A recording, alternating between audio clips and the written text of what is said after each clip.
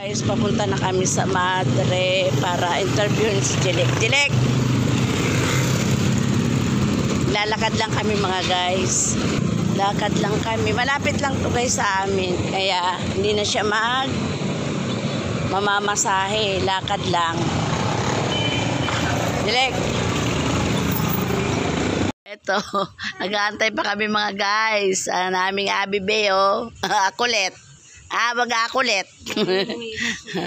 Inaabot niya yung aking kape guys. Kasi hindi ko nga yan naubos. Dinala ko na lang. Kaantay pa namin guys yung kasama namin pagpunta sa Madre. Sino po ba yung Ayan guys, waiting kami.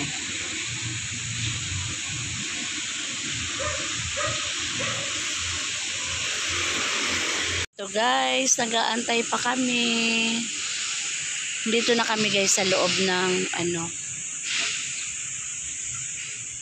waiting pa kami mga guys. Jilik. Oh, di ba? Guys, so dito kami sa loob ng kumbento. Ang ganda oh. Guys, kararating lamang, nagkusido na lang akong isda kasi namalingki pa kami ni Jilik. Maya maya papasok na si Jilik. Sasamahan ko na siya pakakain ng pahingang konti. Samahan ko na siya doon sa Madre. Stay in siya mga guys. Ayan, nahiling mo si Jilik. Oh, muli nita niya. Hilingon mo ang vlog me. O yan o. Naka-uranda yun. Nagkakakake. Muli niya talagang may sago. Oh. Taon-taon dihatod ko na naman sa Madre. Pati ko mga gamit niya. Oo. Mag-uli man sa hindi, oh. Maagong net. Chinese. Kami yan. Sipago niya. Si Jilik guys. Ihatid ko na yan sa Madre. Jilik, lay.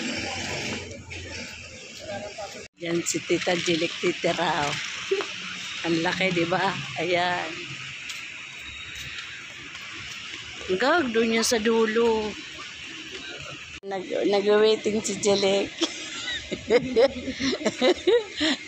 Kuya, ay lalay. Nag-waiting si Tita Jilik.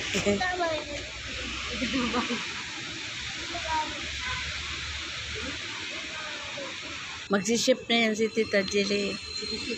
Kahit wala akong kung saan mag-share ako. Tagayo, ayan na. Helper siya. Helper siya sa kitchen.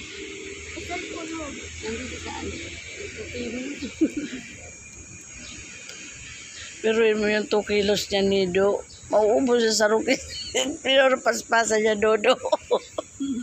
Kaya baga pera buyag o. Napili ang paborito niya kaya manok.